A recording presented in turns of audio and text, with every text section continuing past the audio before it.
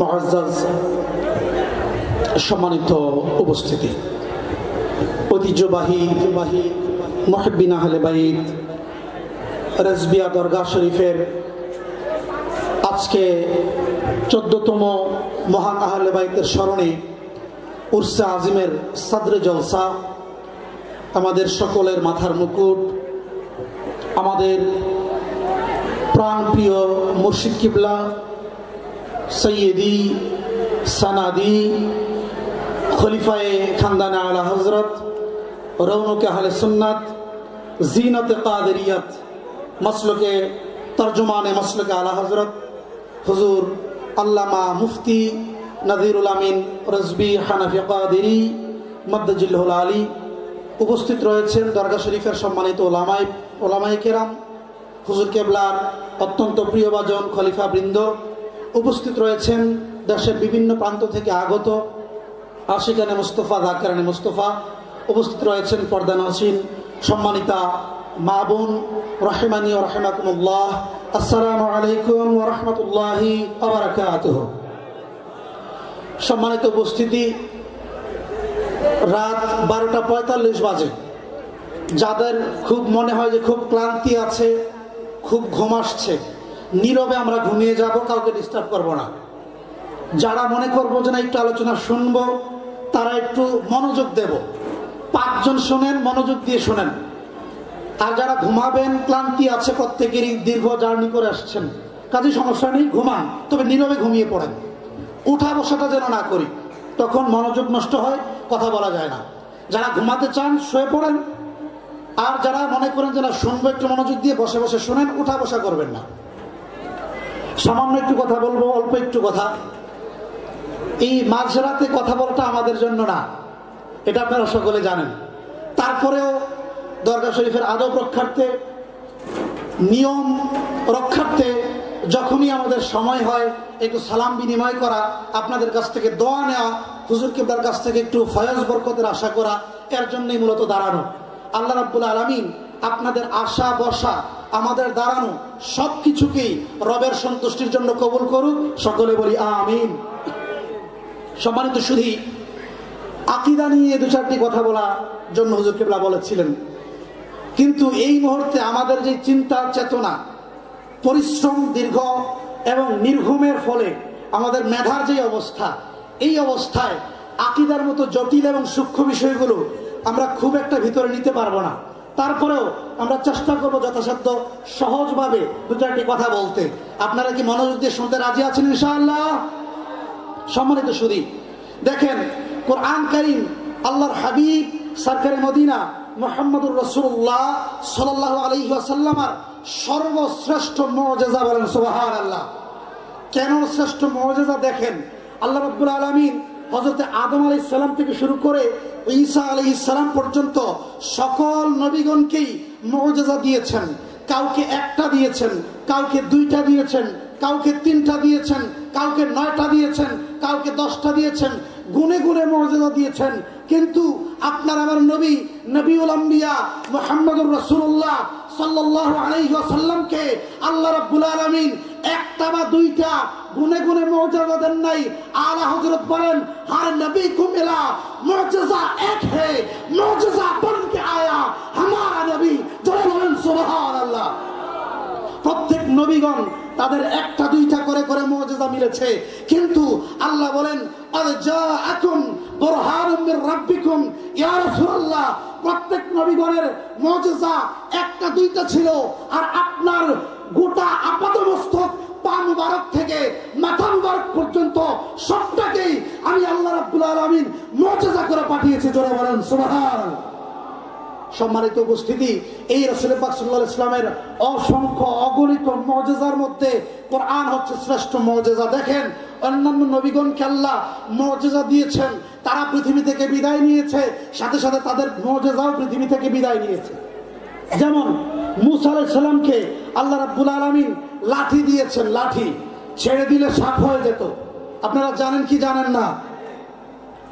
কিন্তু মূসা আলাইহিস সালামের সেই লাঠি আজও সংরক্ষিত আছে তুরস্কের জাদুঘরে। সেই মূসা আলাইহিস সালামের মুজিজার লাঠি আজও পৃথিবীতে সংরক্ষিত আছে। প্রশ্ন হচ্ছে আপনাদের কাছে, সেই লাঠি তো মর্যাদার আছে, কিন্তু সেই লাঠি দিলে আজকের এই দিনে সেই লাঠি ছেড়ে দিলে কখনো কি সাপ হবে? জোরে বলেন, সাপ হবে? হবে না। তার মানে কি বুঝলাম? নবীগণ বিদায় নিয়েছেন, সাথে সাথে তাদের মুজিজাও বিদায় নিয়েছে। ঈসা আলাইহিস সালামকে আল্লাহ মুজিজা দিয়েছেন, তিনি মাটি দিয়ে পুতুল বানালে, মাটি দিয়ে পাখি বানালে, সেটার মধ্যে যদি উম্মি ইযনিল্লাহ বলে ফু দিতেন, সাথে সাথে সেই মাটির পুতুলে আল্লাহ জান ফিরিয়ে দিতেন, পাখি হয়ে উড়ে যেত। জোরে বলেন না সুবহানাল্লাহ। কিন্তু ঈসা আলাইহিস সালাম পৃথিবী থেকে বিদায় নিয়েছে।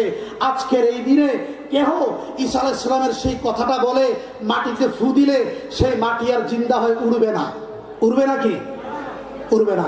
হযরত দাউদ আলাইহিস সালামকে আল্লাহ রাব্বুল আলামিন মুজিজা দিয়েছেন, তিনি লোহা শক্ত না নরম? লোহা শক্ত না নরম?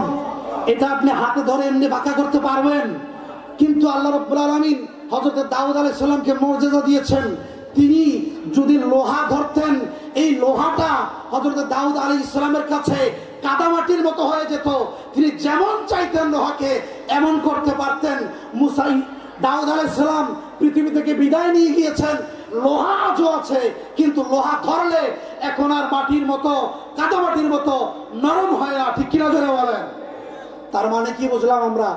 নবীগণ পৃথিবী থেকে বিদায় নিয়েছেন, সাথে সাথে তাদের মুজিজাও আছে না নাই?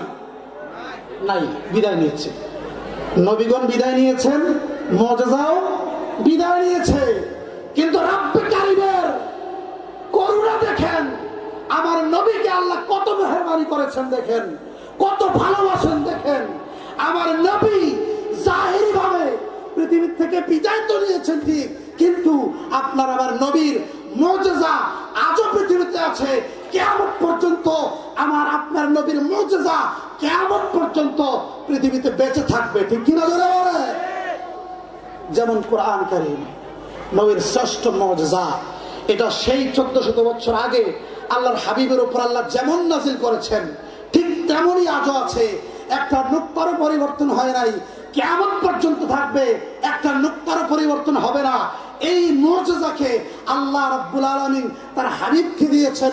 হাবিব তো জাহিরি ভাবে পৃথিবী থেকে বিদায় নিয়ে রাওজা মুবারকে শুয়েছেন, কিন্তু তার মুজিজা আজও আমাদের মাঝে বেঁচে আছে কি নাই? জোরে হয়। আমার আলোচনা কি বুঝতেছেন আপনারা? সম্মানিত শুধু এই কোরআন এমন একটা গ্রন্থ, যেই গ্রন্থটা আমার হাবিবের শ্রেষ্ঠ মুজিজা। কোরআন এমন একটা কিতাব, যেই কিতাবের প্রতিটি পাতায় পাতায় আপনার আমার জীবনের সবকিছু আল্লাহ রাব্বুল আলামিন নাজিল করে দিয়েছেন। বলেন সুবহানাল্লাহ। মাওলা আলীকে এক ইহুদি এসে প্রশ্ন করলো, তোমার কোরআনে তো আছে, তোমার কোরআনে তো দাবি করা হয়েছে মা ফাররাতনা ফিল কিতাবি মিন শাইইন, কোরআনে সবকিছুই আছে, লা রাতবিন ওয়ালা ইয়াবিসিন ইল্লা ফি কিতাবিন মুবিন, শুকনা বিঝা তিতা মিঠা সব কোরআনে আছে। তাহলে তুমি বলো দেখি, আমার মুখে যে দাড়ি হয় না এটার কারণ কি? প্রশ্ন করছেন। কি প্রশ্ন করেছে? তোমার কোরআন দাবি করে কোরআনে সব আছে, তো কোরআনে যদি সব থাকে তাহলে এটাও তো থাকার কথা যে আমার মুখে দাড়ি নেই, এটা কি? এটা কোথায় আছে? সব থাকে তো এটাও থাকার কথা নাকি? বলেন। আপনি আমি কিনা জবাব দিতে পারবো, কিন্তু মাওলা আলী শেরে খোদা তিনি তো আপনার আমার মতো না। তিনি আহলে বাইতের সদস্য, আহলে আবা, পাক পাঞ্জাতনের একজন, যার সম্পর্কে আল্লাহর হাবিব বলেছেন আনা মাদিনাতুল ইলমি ওয়া আলিজুল বাবুহা, আমি হচ্ছে ইলমের শহর, সেই শহরের দরজা মাওলা আলী। বলেন সুবহানাল্লাহ। তো সেই মাওলা আলী কিন্তু আপনার আমার মতো আর দুই পাতা পরে মৌলবী হয় নাই, আল্লাহর রাসূলের কাছ থেকে স্বয়ং শিখে মৌলবী হয়েছে। সুবহানাল্লাহ বলেন। তিনি বিচলিত না হয়ে বললেন, সূরা কোরআন কারীমের সূরা আরাফে আল্লাহ বলে দিয়েছেন, যেই জমি যত বেশি উর্বর সেই জমিতে ফসল তত বেশি। সুবহানাল্লাহ বলেন। যেই জমি যত বেশি উর্বর সেই জমিতে ফসল তত বেশি। তোমার এই জমিটা উর্বর না, এই জন্য তোমার এখানে ফসল ফলে নাই। আজকের এই 1400 বছর পরে এসে আধুনিক বিজ্ঞান গবেষণা করে পেল মানুষের চেহারায়, শরীরে যে পশম, লোমকূপ, চুল দাড়ি এগুলো গজায়, এগুলো হরমোন নামক একটা জিনিসের কারণে গজায়। যার শরীরে এই হরমোন যত বেশি, তার শরীরে পশম তত বেশি। মাওলা আলী যদি আজ থেকে 1400 বছর আগে হরমোন নামে একটা পরিভাষা ব্যবহার করতেন, আরববাসী কি বুঝতেন তখন? এটা বুঝতেন না। কাজেই তারা যেই ভাষায় বুঝতেন সেই ভাষায় মাওলা আলী তাদেরকে বুঝিয়ে দিয়েছেন, তোমরা জেনে রাখো আমার আল্লাহর কোরআন, আল্লাহ বলেছেন সবকিছু আছে, কাজেই সবকিছু আছে, হয়তো আমরা বের করতে পারি বা না পারি। সুবহানাল্লাহ যারা বলেন, কোরআনে সবকিছু আছে না নাই?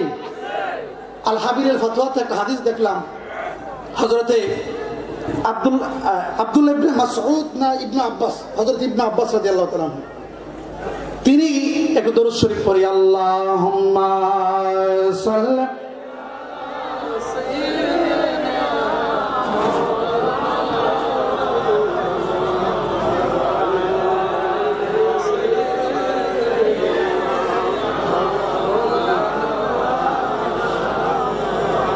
আল্লাহুম্মা সাল্লি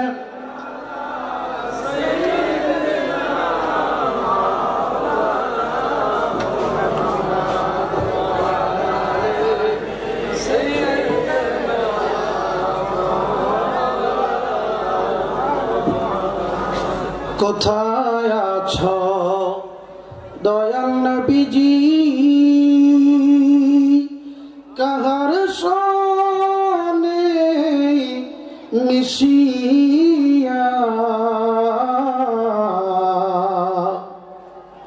দয়া করে দাও গো দেখা নুরি পর্দা উঠাইয়া। আল্লাহুম্মা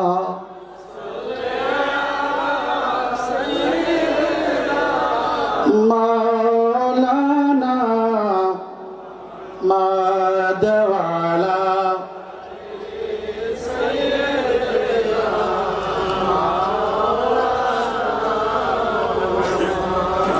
মনোযোগ আছে আমার কোথায়? হযরত ইবনে আব্বাস রাদিয়াল্লাহু তাআলা আনহু বলেন, দুনিয়ার মানুষ আমরা সবকিছু কোরআনে খুঁজি। তোমার আমার বকরি, ঘোড়া, গাধা, গরু এগুলো যদি পৃথিবীর থেকে হারিয়ে যায়, আমরা দুনিয়ার বিভিন্ন জায়গায় খুঁজি। খুঁজি কি খুঁজি না জোরে বলেন? আমার গরু পালন করি, গরুটা হারিয়ে গেল, এই পাড়ায় খুঁজবো, ওই পাড়ায় খুঁজবো, এই মহল্লায় যাব, ওই মহল্লায় যাব, ঠিক কিনা জোরে বলেন? কিন্তু ইবনে আব্বাস বলেন, জগতের মানুষ শোনো, তোমরা এখানে সেখানে খুঁজো, কিন্তু লাউ দুআ ইকালু বাগিরিন লা ওয়াজাদতুহু ফিল কুরআনিল কারীম, যদি আমি ইবনে আব্বাস আমার উটের একটা রশিও হারিয়ে যায়, কিসের রশি?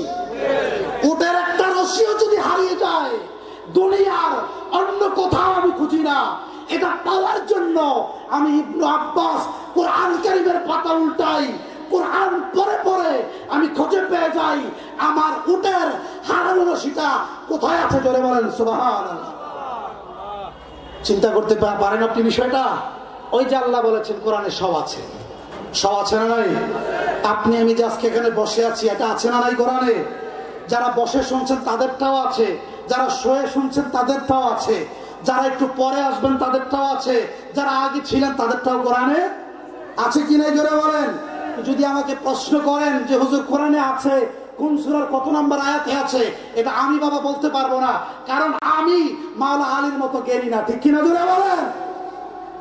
এটা যারা মাওলা আলী ছিলেন, যারা সৈয়দ আবু বকর সিদ্দিক ছিলেন, যারা ওমর আল ফারুক ছিলেন, যারা উসমান যুন নুরাইন ছিলেন, তারা বলতে পারতেন, ঠিক কিনা জোরে বলেন? তাহলে মূল কথা হচ্ছে কোরআন এমন একটা গ্রন্থ, এমন একটা কিতাব, যেই কোরআনে, যেই কিতাবে এই পৃথিবী নয়, রবের সৃষ্টির তাবৎ জিনিস, সকল জিনিস আল্লাহ রাব্বুল আলামিন দিয়ে দিয়েছেন। এমন একটা অনুপরমাণু, যাররা থেকে যাররা, এমন সামান্য একটা বিষয় নাই যা আল্লাহ রাব্বুল আলামিন কোরআনে উল্লেখ করেন নাই, ঠিক কিনা বলেন?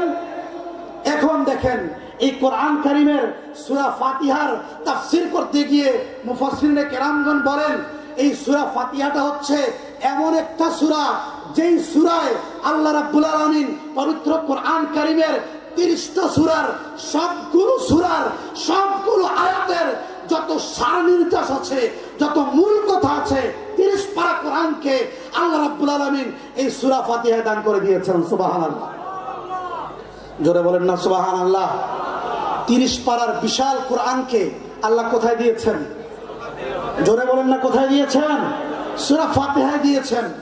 এই সূরা ফাতিহা শুরু হয়েছে বিসমিল্লাহ দিয়ে, পুরা কোরআন কারীম শুরু হয়েছে বিসমিল্লাহ দিয়ে। কি দিয়ে শুরু হয়েছে? বিসমিল্লাহ দিয়ে। আল্লাহ রাব্বুল আলামিন রাসূল করিম রাউফুর রহিম সাল্লাল্লাহু আলাইহি সাল্লামের উপর যে কোরআন নাজিল করেছেন, সেই কোরআন নাজিল করেছেন বিসমিল্লাহ শব্দ দিয়ে। কি শব্দ দিয়ে? জোরে বলেন, বিসমিল্লাহির রহমানির রহিম। এরপর আল্লাহ রাব্বুল আলামিন সর্বপ্রথম যে সূরাটা নাজিল করলেন সেটা হচ্ছে আলহামদু সূরা। প্রশ্ন হচ্ছে, এই যে বিশাল কোরআনের সবটাকে আল্লাহ রাব্বুল আলামিন সূরা ফাতিহার মধ্যে দান করে দিলেন, এই সূরা ফাতিহাটায় আসলে আছে কি? আমরা কি গভীরভাবে পর্যালোচনা করে একটিবার সূরা ফাতিহার তাফসীর পড়ে দেখেছি? কেহ পড়া কি উচিত না? জোরে বলেন, উচিত কিনা? জোরে বলেন। সারাটা কোরআন আল্লাহ আসমানি কিতাব নাজিল করেছেন 104টা। এই 104টা কিতাবের বিগত 103টা কিতাবের যত ইলম আছে, হিকমত আছে, সব আল্লাহ কোরআনে দিয়েছেন। কোরআনের যত ইলম আছে, হিকমত আছে, সব আল্লাহ সূরা ফাতিহায় দিয়েছেন। এখন আমাদের কি প্রশ্ন জাগে না? প্রত্যেকটা নামাজের প্রত্যেকটা রাকাতে আমরা যে সূরা ফাতিহা পড়ি, সেই সূরা ফাতিহাটাতে আল্লাহ আসলে আমাদেরকে কি শিক্ষা দিলেন, যার কারণে সবটা কোরআনকে এই ফাতিহার মধ্যে আল্লাহ দিয়েছেন বলে দাবি করেন? এটা জানার দরকার আছে কিনা? জোরে বলেন, কি আছে?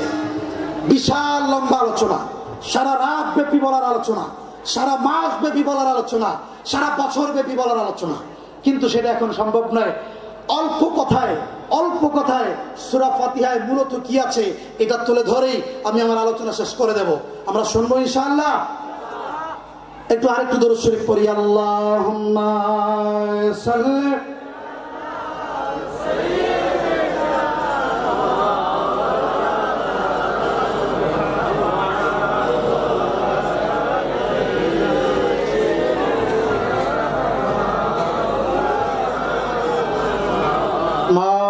اللهم صل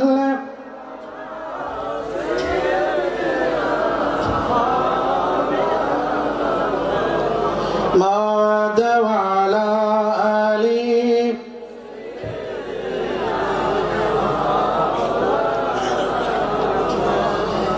দেখেন, মানুষের জীবনে 3টা জিনিস খুব গুরুত্বপূর্ণ। কয়টা জিনিস? কয়টা জিনিস? 1 নাম্বার তার আকীদা সহি হবে, 1 নাম্বার তার। 2 নাম্বার সহি আকীদার পরে সে আমল করবে, ইবাদত করবে। 2 নাম্বার আকীদা সহি করার পরে ইবাদত করবে, আমল করবে। 3 নাম্বার এই সহি আকীদা এবং আমলের পরে আল্লাহর কাছে দোয়া করবে। আল্লাহর কাছে কি করবে? দোয়া করবে। তো আল্লাহ রাব্বুল আলামিন এই 3টা জিনিস কোরআনের সূরা ফাতিহায় দান করেছেন। সুবহানাল্লাহ জোরে বলেন। আর এই 3টা কথাই হচ্ছে একটা মানুষের চূড়ান্ত কথা। এই 3টা জিনিস যদি কোনো মানুষের মাঝে ঠিক থাকে, আকীদা, আমল, এরপরে চূড়ান্ত পাওয়া হিসেবে দোয়া, এই 3টা জিনিস যদি কোনো মানুষের মধ্যে থাকে, কয়টা জিনিস বলেন তো? 1 নাম্বার বলতে হবে, 1 নাম্বার। 2 নাম্বার আমল, 3 নাম্বার দোয়া। আকীদা ঠিক রাখবেন, আমল করবেন, এরপরে আল্লাহর কাছে বেশি বেশি চাইবেন। এইটাই তো মানব জীবনের সবচেয়ে সফলতা, ঠিক কিনা জোরে বলেন? এই 3টা কথাই আল্লাহ রাব্বুল আলামিন সূরা ফাতিহা দিয়েছেন। শুরুর আয়াতে আল্লাহ বলেছেন আলহামদুলিল্লাহি রাব্বিল আলামিন। অর্থটা কি? সকল প্রশংসা একমাত্র আল্লাহর জন্য। সকল প্রশংসা কার জন্য? কেন? আপনি কি আমার প্রশংসা করেন না? আমি কি আমার পীর সাহেবের প্রশংসা করি না? আমার পীর সাহেব কি হুজুর গাউসে পাকের প্রশংসা করেন না? হুজুর গাউসে পাক কি রাসূল পাকের প্রশংসা করেন কি করেন না? জোরে বলেন। জগতে একজন আরেকজনের প্রশংসা আমরা করি কি করি না? জোরে বলেন। কিন্তু আল্লাহ বলেন, জগতের মানুষ তোমরা যে যার যত প্রশংসা করো, যে যেখানে প্রশংসা করো, যে যে অবস্থায় প্রশংসা করো, যে যার প্রশংসা করো, সকল প্রশংসার হকদার একমাত্র আমি আল্লাহ। জোরে বলেন সুবহানাল্লাহ। তুমি মানুষের প্রশংসা করো, এটা মূলত আমি আল্লাহর প্রশংসা। তুমি নবীগণের প্রশংসা করো, এটাও আমি আল্লাহর প্রশংসা। অলিগণের প্রশংসা করো, এটাও আমি আল্লাহর প্রশংসা। জগতে যে যার যেখানে যে কোনো সময় যে প্রশংসাই করো, সকল প্রশংসার মালিক সুবহানাল্লাহ। জোরে বলেন। কেমনে মালিক? কেমনে? এই যে ডাইসটা আছে, এটার প্রশংসা করলে এর মিস্ত্রি খুশি হবে না বেজার হবে? বলেন না, খুশি হবে না বেজার হবে? বেজার হবে। কেন? এটা সে বানিয়েছে, এটা সে বানিয়েছে। তো সৃষ্টির প্রশংসা করলে স্রষ্টার প্রশংসা হয়ে যায়। কেননা এই সৃষ্টিকে তিনিই সৃষ্টি করেছেন। ঠিক কিনা জোরে বলেন। এই যে আলহামদুলিল্লাহ রাব্বিল আলামিন বললাম, জগতের রবের প্রশংসা, এটা হচ্ছে আকীদা। এটা কি? জোরে বলেন না, এটার নাম কি? এই আয়াত দ্বারা আমরা বুঝলাম যে আল্লাহ নামে একজন সত্তা আছে, রব নামে একজন সত্তা আছে, যিনি জগৎ সমূহ বানিয়েছেন। এই আকীদা এই আয়াতে পাওয়া যায় কি যায় না? জোরে বলেন। এরপর আল্লাহ বলেছেন আর রহমানির রহিম, আর রহমানির রহিম, দয়াময়, পরম করুণাময়, অতি দয়ালু। ঠিক কিনা জোরে বলেন।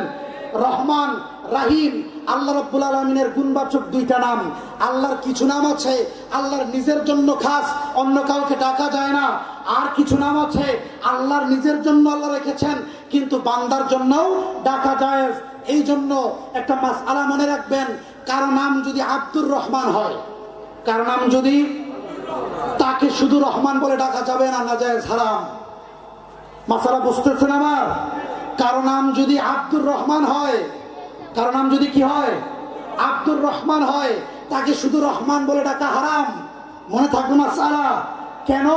এই জন্য রহমান এমন নাম, যেই নাম আল্লাহ ছাড়া অন্য কারোর জন্য রাখা জায়েজ, কিন্তু রাহিম এমন নাম, যেই নাম আল্লাহর জন্য জায়েজ, বান্দার জন্য জায়েজ। নবীর নামকে আল্লাহ কোরআনে রাউফুর রাহিম বলেছেন। সুবহানাল্লাহ। কাজী কারো নাম যদি আব্দুর রহিম হয়, তাকে শুধু রহিম বলে ডাকতে পারবেন। কারো নাম যদি শুধু আব্দুর রহিম হয়, তাকে শুধু রহিম বলে ডাকা যাবে, কিন্তু আব্দুর রহমান হইলে শুধু রহমান বলে ডাকা যাবে। একইভাবে কারো নাম যদি আব্দুল সাত্তার হয়, তাকে শুধু সাত্তার বলে ডাকা যাবে না, হারাম। কারো নাম যদি গাফফার হয়, আব্দুল গাফফার, তাকে শুধু গাফফার বলে ডাকা জায়েজ নেই, হারাম। কারো নাম যদি আব্দুল লতিফ হয়, আব্দুল লতিফ হয়, এই লতিফ নামটা একমাত্র আল্লাহর জন্য খাস, এই জন্য তাকে শুধু লতিফ বলে ডাকা জায়েজ নাই। কথা কি বুঝতে পেরেছেন? তো এই রহমান নামটা এমন, যেই নামটা আল্লাহ ছাড়া অন্য কাউকে ডাকা যাবে না। রহমান বলা হয় যিনি দুনিয়া আখেরাত সব জায়গায় দয়া করেন। কাফের মুশরিক সকলের জন্য দয়া করেন, মুমিন মুসলমান সকলের জন্য যিনি দয়া করেন, তিনি হচ্ছে রহমান। আর রাহিম হচ্ছে তিনি, যিনি শুধুমাত্র ইমানদার মুমিন মুখলিসদের জন্য দয়া করেন। সুবহানাল্লাহ বলেন না? তাই এখানে আমরা কি পাইলাম? আলহামদুলিল্লাহ রাব্বিল আলামিন, আর রহমানির রহিম। এরপরে মালিক ইয়াউমিদ্দিন, বিচার দিবসের মালিক, কিয়ামত দিবসের মালিক। এই তিনটা আয়াতের মধ্যে আকীদার মৌলিক কথাগুলো এসেছে। আকীদার কি কথা এসেছে? তাওহীদ এসেছে, রুবুবিয়্যাত এসেছে, তাওহীদ এসেছে, রুবুবিয়্যাত এসেছে, উলুহিয়াত এসেছে। ঈমানের যে মৌলিক বিষয়গুলো এই তিনটা আয়াতের মধ্যে এসেছে। আপনারা জিজ্ঞাসা করবেন, তাহলে হুজুর রিসালাত কোথায় গেল? রিসালাত কোথায় গেল? এর জবাব আল্লাহ দিচ্ছেন। জগতের মানুষ, রিসালাত তো আমি আলহামদুলিল্লাহ বলার আগে বিসমিল্লাহতে বলে এসেছি। বলেন সুবহানাল্লাহ। এটা শুনবেন আপনারা? বিসমিল্লাহতে রিসালাত কিভাবে আছে শুনবেন? এটা বলে আমি আলোচনা শেষ করবো, একটু অপেক্ষা করতে হবে। শুনবেন ইনশাআল্লাহ? আল্লাহ বলেন, বান্দা আমার, তুমি রিসালাত খোঁজো, শোনো। তাওহীদের আলোচনা করার আগে আমি আল্লাহ বিসমিল্লাহতেই রিসালাত দিয়ে শুরু করেছি। সুবহানাল্লাহ বলবেন না? প্রশ্ন হবে, বিসমিল্লাহির রহমানির রহিমের অর্থ কি? আল্লাহর নামে শুরু, যিনি রহমান রহিম। আল্লাহর নামে শুরু, যিনি রহমান রহিম। প্রশ্ন হচ্ছে, এই জায়গায় রিসালাত কই, নবীর নাম কই? প্রশ্ন হয় না? জোরে বলেন না, প্রশ্ন হয় না? হয়। একটু কঠিন হয়ে যাচ্ছে আলোচনা, একটু কঠিন হইলে বুঝে নিবেন। দেখেন, আল্লাহ বলেছেন বিসমিল্লাহির রহমানির রহিম। আল্লাহর নামে শুরু, আল্লাহর নামে শুরু। এই কথাটা না বলে আল্লাহ সরাসরি এটা কি বলতে পারতেন না যে আল্লাহর সাহায্যে শুরু?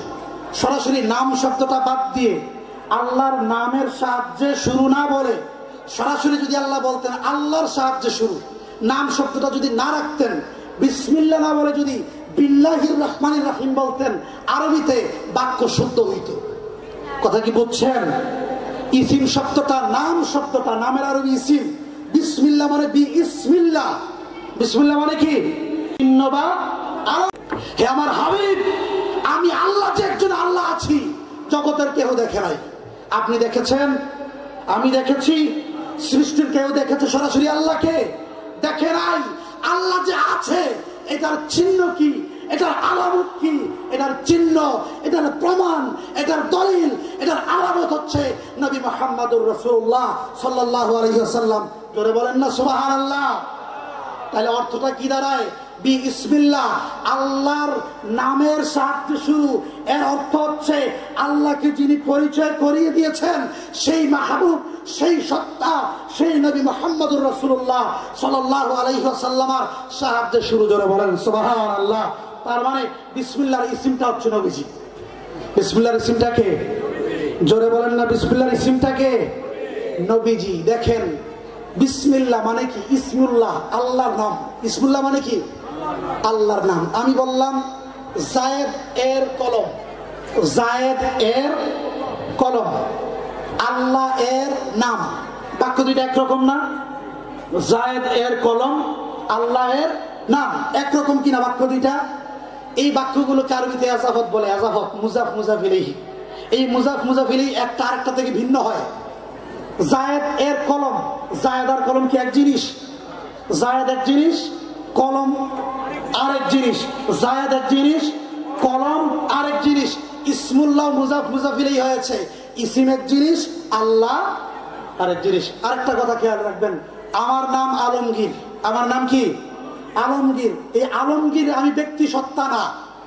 আলমগীর আমি ব্যক্তি সত্তা না, আমার পরিচয় জ্ঞাপক একটা নাম মাত্র।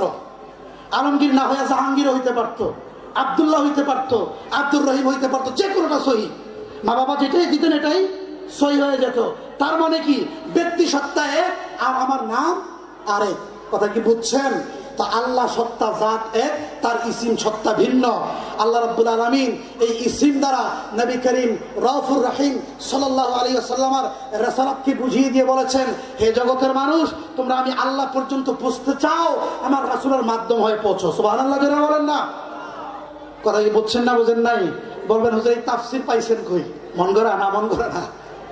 সুফিয়ানে কেরামের তাফসীরগুলো দেখবেন। বিশেষ করে আমি আলোচনাটা করেছি আলা হযরত কিবলার মাওয়াইদে আর রাদাবিয়া আছে, আলা হযরত কিবলার নসিহতের সংকলন আছে মাওয়াইজে রাজবিয়া। ওই মাওয়াইজে রাজবিয়ায় স্বয়ং আলা হযরত কিবলা এই নুকতাটা আলোচনা করেছেন। সুবহানাল্লাহ বলেন। সম্মানিত সুধী, তা আমি বলছিলাম বিসমিল্লাহর মধ্যে রিসালাত দিয়ে আল্লাহ শুরু করেছেন। আলহামদুলিল্লাহ রাব্বিল আলামিন আর রহমানির রহিম মালিকি ইয়াউমিদ্দিনের মধ্যে রিসালাত এবং তাওহীদের মৌলিক আকীদা, আখিরাতের আকীদা সব আল্লাহ তুলে ধরেছেন। কথা কি বুঝছেন না বুঝেন নাই? এখন কথা হচ্ছে এই তিন আয়াতে আল্লাহ আকীদা উল্লেখ করেছেন। কি উল্লেখ করেছেন? আকীদা। এরপরে আল্লাহ বলছেন, বান্দা আমার, তোমার আকীদা সহি হয়েছে, এখন দরকার তোমার আমল। এখন কি দরকার? আমল। কাজেই ইয়্যাকা না'বুদু ওয়া ইয়্যাকা নাস্তাঈন। এখন তুমি বলো আমি একমাত্র রবের ইবাদত করি, তার কাছে সাহায্য চাই। সুবহানাল্লাহ বলবেন না? এই দুই আয়াতে ইবাদতের কথা আসছে কিনা? আসছে। তার মানে প্রথমে আকীদা। প্রথমে কি? আকীদা সহি করেন, এরপরে আপনি আমল করেন, এরপরে কি করেন? ইবাদত করেন। ইবাদত করার পরে আল্লাহ আমাদেরকে শিক্ষা দিয়েছেন, তুমি যে সহি আকীদা পাইলা, সহি আমল পাইলা, এই সহি আকীদা আর এই সহি আমলের রাস্তায় যেন তুমি প্রতিষ্ঠিত থাকতে পারো, আল্লাহর কাছে দোয়া করো, ইহদিনাস সিরাতাল মুস্তাকিম। মাওলা সহি আকীদা দিলা আহলুস সুন্নাত ওয়াল জামাত, সহি আমল দিলা আহলুস সুন্নাতের আমল। এখন তুমি আমাকে সে আহলুস সুন্নাত ওয়াল জামাতের সিরাতে মুস্তাকিমে প্রতিষ্ঠিত রাখো, এমন পথ যেই পথে তুমি নিয়ামত দিয়েছো, যেই পথে তুমি গজব দাও নাই। সুবহানাল্লাহ যারা বলেন না। সর্বশেষ কথা, আল্লাহ রাব্বুল আলামিন আমাদেরকে বলেছেন ইহদিনাস সিরাতাল মুস্তাকিম, সহজ সরল পথ আহলুস সুন্নাত ওয়াল জামাতের পথ আল্লাহর কাছে চাইতে। আমরা চাই কি চাই না? জোরে বলেন, আমরা চাই কি চাই না? কি চাই? সিরাতে মুস্তাকিম। কি চাই? সিরাতে মুস্তাকিম। আবার বলেন, কি চাই? এই সিরাতে মুস্তাকিম কি? নবীগণের পথ। বলেন, সিরাতে মুস্তাকিম কি? সিদ্দিকগণের পথ, শহীদগণের পথ, আল্লাহর ওলিগণের পথ। এই চারটা সম্প্রদায়ের রাস্তা হচ্ছে সিরাতে মুস্তাকিম। সুবহানাল্লাহ জোরে বলেন। আমি হাজার কথাকে এক কথা বলতে চেষ্টা করেছি, প্রত্যেকটা কথার পিছনে কোরআন এবং হাদিসের অসংখ্য দলিল রয়েছে। তো সম্মানিত শুধু আল্লাহ রাব্বুল আলামিন যেন আমাদেরকে সহি আকীদা, সহি আমলের উপর জিন্দেগি করার তৌফিক দান করেন। সকলে বলি আমিন। আমার কথা কি আপনারা বুঝতে পারছেন না পারেন নাই? তাড়াহুড়োর মধ্যে আলোচনা কঠিন, সময় কম। আলোচনা কঠিন, সময় কম। এরপরে আবার মাঝরাত, যে সময় আলোচনা নেওয়ার মতো মেধা থাকে না। তারপরও যতটুকু আমাদের বুঝে ধরেছে, যদি সহি হয় আল্লাহ রাব্বুল আলামিন আমাদের অন্তরে গেঁথে দিক, আর যদি ভুল হয় আমাদের হৃদয় থেকে আল্লাহ মুছে দিক। বলেন আমিন। ওয়া আখিরু দাওয়ানা আলহামদুলিল্লাহি রাব্বিল আলামিন। আসসালামু আলাইকুম ওয়া রাহমাতুল্লাহ।